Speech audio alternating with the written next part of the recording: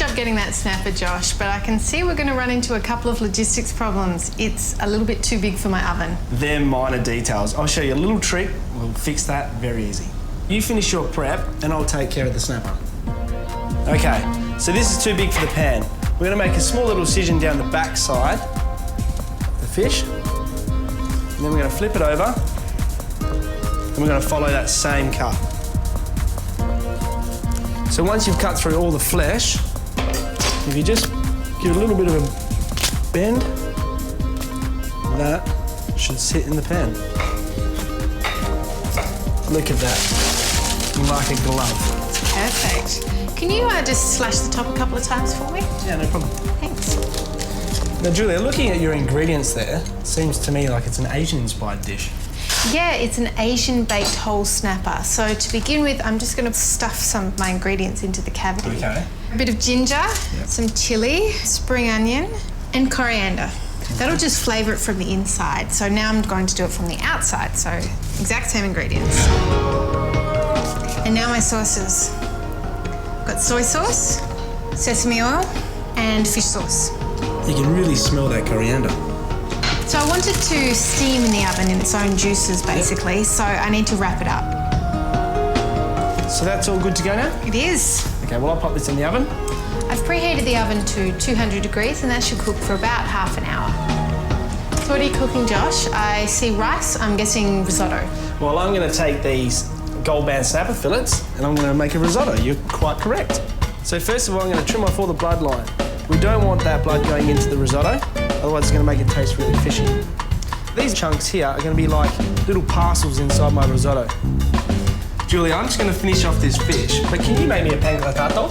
And crunchy breadcrumbs? Yes, please. So these are going to go into the bowl now. I'm just going to give it a season of olive oil, some salt, and some pepper. With that little bit of extra kick, some anchovies. Josh said to use 2, but I'm going to use 3 because I really like them.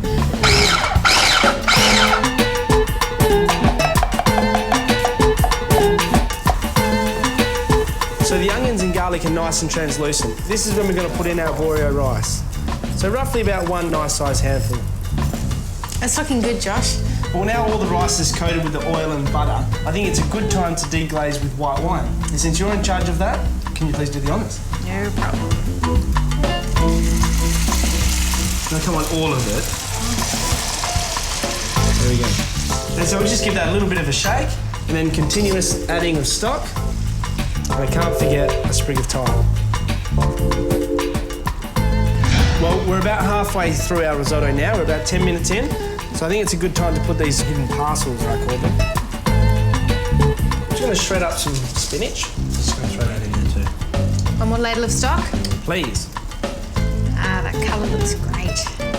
And a little bit more agitation.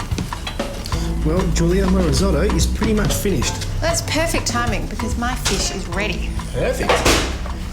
One of the golden rules of plating up is you should always put something hot onto a hot plate. Now this is something for the serious home entertainer. It's a warming drawer. You can vary the temperature from 30 to 70 degrees, and doesn't matter how many people you've got coming over, you can hold 20 kilos worth of plates. So to finish, just a good squeeze of fresh lime and put some more fresh coriander over the whole thing. And I'm just going to finish off my dish with these lovely crunchy breadcrumbs that you made for me. Nice work, Josh. Nice work, Julia. 2 great recipes for gold band snapper, and you can find them on our website. Snapper risotto with anchovy crumbs and whole baked Asian snapper.